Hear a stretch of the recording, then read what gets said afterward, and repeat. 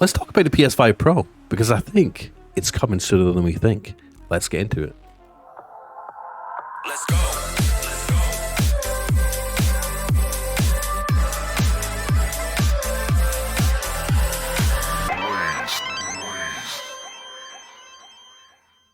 Hey guys, if you didn't or couldn't tell from the video intro, I'm Lace2K, and we cover handheld gaming, tech, unboxings, reviews, all that good stuff on this channel. And if you love that, then come join us. Click like, click subscribe, click the bell icon. So the PlayStation 5 Pro. I have been waiting for this for a while. Obviously, this channel was built off of hype for the PS5 when it first came out. People couldn't get their hands on the console for months and months, hell, years in some cases. We did a bunch of live restock streams, and we're bringing back a PlayStation Portal restock stream very soon, 24 hours like the good old days, playing some Christmas tunes while we're at it. Stay tuned to the news on that. Come follow me on X as well. But yeah, Kotaku posted a really interesting article about what do you want from a potential PS5 Pro? And I thought I'd try and shove my thoughts in, and I want to hear your thoughts in the video comments down below. But before we get into it, go check out our website, pixelbuys.com. Obviously, it's a great new geek gift guide, buying guide website. If you put your email in and subscribe, you'll get some cool emails, especially last-minute gift guides for the Christmas holidays, as well as a bunch of PlayStation stuff, Steam Deck stuff, tech stuff, all sorts of cool stuff for Pixel Buys. But yeah, I am super intrigued by the PlayStation 5 Pro, and the reason why I think we're going to see it sooner than later is because pretty much this game here, Grand Theft Auto 6, this game is going to require a lot more oomph than what the PS5, even the PS5 can provide, right? Look at the graphics, look at the amount of NPCs in the game, just every inch of this city in this map is just full of, look at the downtown area. And the cars on the road, just the NPCs, everything happening in the city. As much as I love the PS5 and as powerful as it is, this game wasn't made for the PS5. This thing was made for the PS6 or the PS5 Pro and the new Xbox hardware that's coming out. This is going to require a lot more horsepower, frankly, and that is why I think we're going to see a new PS5 Pro come out hopefully in 2024 or maybe the start of 2025. So Kotaku asks, obviously, what do you want from a potential PS5 Pro? Yes, more is better, but let's consider what such a machine could offer in the 2020s. So rumors about a supercharged PS5 or PS5 Pro, if you will, are still floating around the internet once more. Whether there's merit to these rumors, of course, remains to be seen.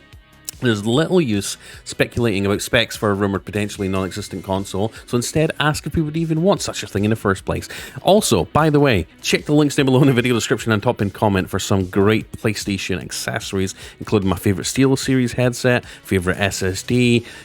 If you're thinking about getting yourself a little upgrade for your PlayStation this Christmas, go check out the links down below. You won't regret it. Simply put, what would be the point of a PS5 Pro? Well, because there's a lot more next gen games coming out, and I think Grand Theft Auto 6 is going to be one example of why we need a new PS5 Pro. What improvements could a PS5 refresh make that would encourage you to upgrade? Let me know in the comments as well for that question. The PlayStation 5 only came out 3 years ago. Well, that's about the same time between the PS4 and the PS4 Pro's release dates. Things are a little bit different now than they were in 2016. When it initially shipped at the end of 2013, the PS4 could only spit out at 1080p image at best. Most games struggled to hit this consistently, however. Overall, it was an improvement over the previous generation, which struggled to ever reach such a resolution, typically residing in the realm of 720p. Gosh, I remember that. The PS3 days were still good though, with frame rates on many popular games falling well below 30 frames a second. But with 4K Ultra HD TVs, they started arriving in 2012 and finding their ways into homes of many consumers in the years to follow. The PS4 felt uniquely out of step, and that is true. 4K TVs were kind of the norm by like 2015, 2016. I mean, now they're even selling like 75-inch 4K TVs for like $500. It's crazy. Just about everyone has a 4K TV in their house, and if you're one of the lucky people that has an LG OLED TV, we're seeing 4K 120 hertz displays in people's homes now. So really, the sweet spot right now is like 4K 120, and we're starting to see more 8K TVs hit the market.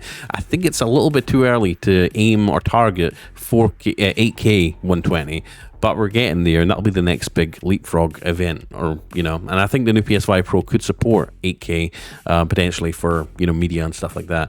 But right now, I really want the ultimate 4K 120 experience, and especially with Gran Turismo 6 coming out, I hope the PS5 Pro can deliver that.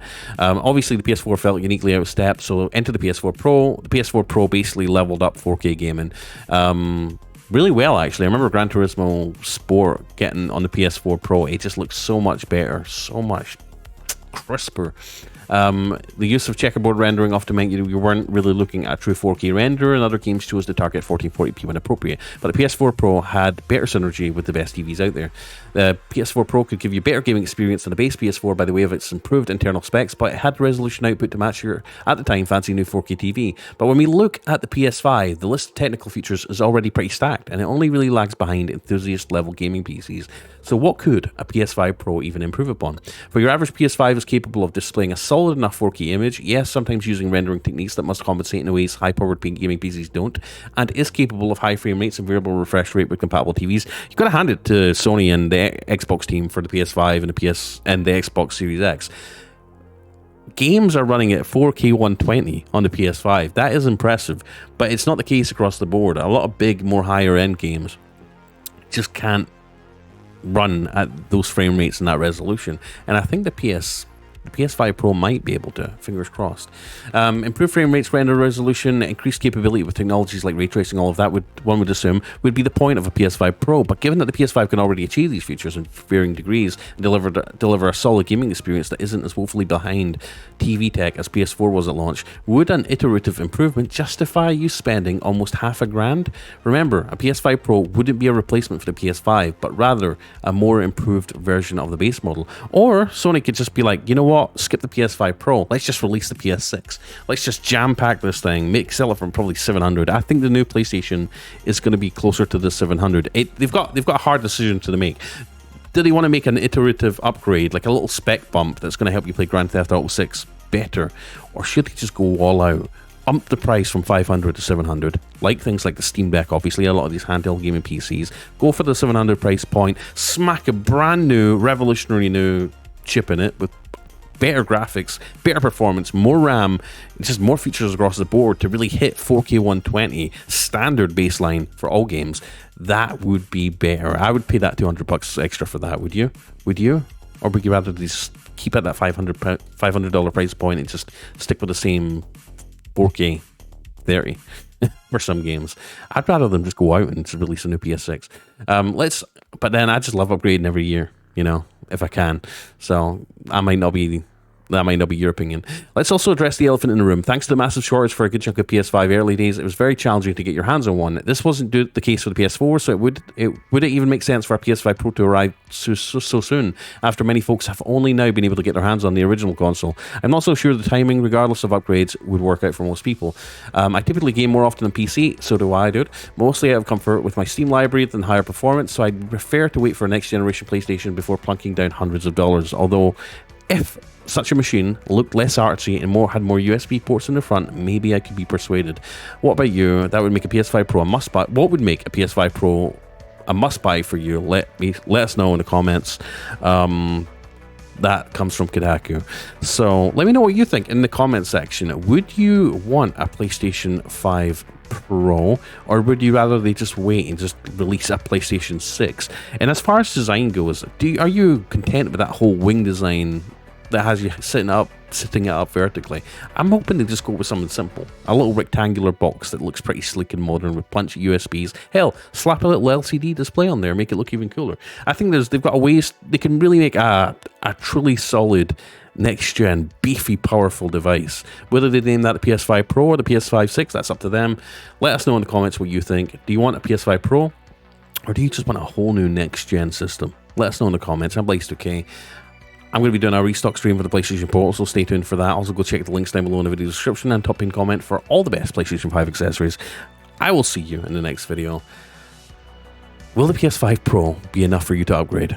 Or should they just sell a $700 beast that is like an upgrade in every respect, leapfrogging the PS5 graphics and performance that brings have it bring 4K 120 to every game, even the more demanding graphically ones like Grand Theft Auto 6, which is coming out next year? Or is it coming out in 2025? I think it's 2025 Grand Theft Auto is coming in, so my bad. I'm excited. Let me know what you are, if you are. I'm Blaze2K. Come join us. Click like, subscribe, click the bell icon. I'll see you in the next video. Let me know what you think in the comments. Let's speculate. I love speculation.